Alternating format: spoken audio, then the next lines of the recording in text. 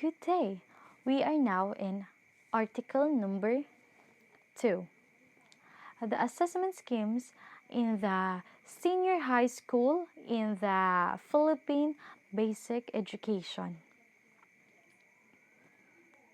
The Philippines has recently embarked on an educational reform in improving the curriculum and spreading the number of years of learning from 10 years to 13 years, given the additional years of senior high school and new features of the basic education program.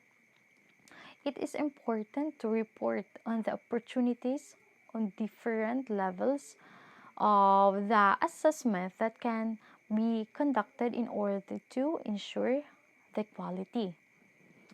The quality implementation.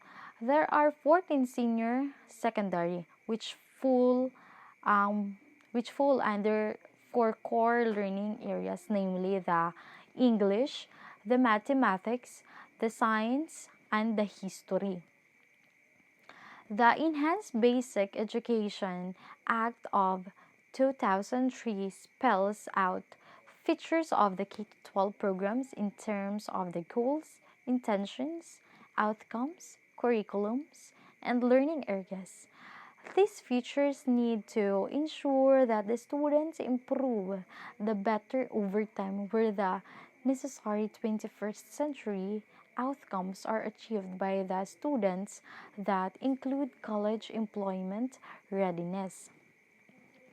The larger in the scale of the assessment, the more policymakers are accountable for creating educational support. Let's now proceed to the placement of students in the senior high school tracks. The students entering the senior high school has gone through a curriculum where the learning areas are spiraled spiraled within 11 years, including the language and literacy, mathematics, science, social studies, and the history, technology and livelihood education, music, arts, physical education, and health. Aptitude and interest serve as a basis for the entry of level assessment to determine the appropriate track of the students. Specific constructs in the forms of variables, skills, and competencies required in each track needs to be specified. Inclination and the social science, creative arts, human relation management, personal service, politics, general academics. Students entering this track should exemplify the subject English, the math, and science skills. Show aptitude in visual discrimination and serious figure and ground perception objects, symbol, and surface development. Students entering this track should exemplify the math and the science skills. Next is the classroom-based assessment. The accountability of the classroom-based assessment is directed the quality of the construction and how it is supervised in the school setting. The purposes of formative assessment are co-stabulated with the kind of assessment that is done before, during, and after instruction. This shows that the formative assessment is closely integrated with instruction, where it is used as a tool to observe students' progress. They have been defined formative assessment in the classroom as a continuous process where interventions are provided based on learning targets and observing students' progress towards these targets over time. The summative assessment provides information on how well the students have achieved in the learning competencies that has been shaped through formative assessment and instructional interventions. Next was The assessment of achieved competencies. The standard competencies learned by students can be assessed using national exam or summative assessments at the end of the school cycle.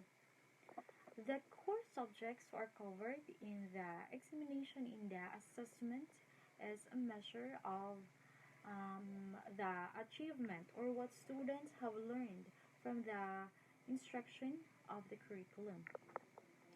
The batch that will graduate for grade 12 on 2018 will be the first product of our new curriculum for the senior high school.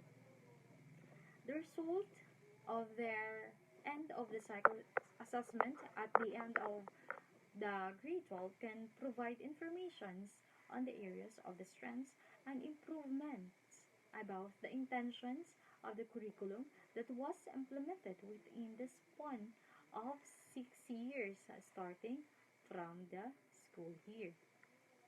For an assessment task to be standard, the standards based, the task should be directly aligned with the student's learning competencies. The constructive alignment will work well when the competencies are clearly written as measurable standards in the curriculum. Let's now proceed to the participation in international bench Let's now proceed to the participation in international benchmarking of competencies.